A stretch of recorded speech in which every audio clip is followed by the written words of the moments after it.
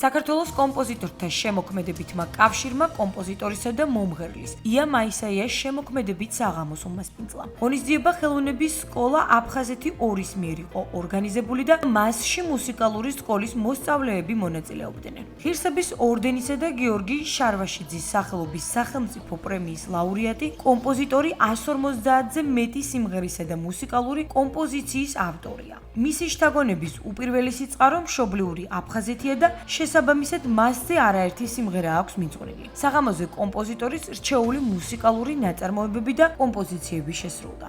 ჩვენთვის ძალიან სათაყვანებელი და პატივსაცემი ქალბატონია, როგორც კომპოზიტორი და როგორც მომღერალი ია მაისაია. ქალბატონი ია მაისაიას სიმღერა აფხაზეთო საქართველოს მშვენება ჩვენი სკოლისთვის ჰიმნი არის.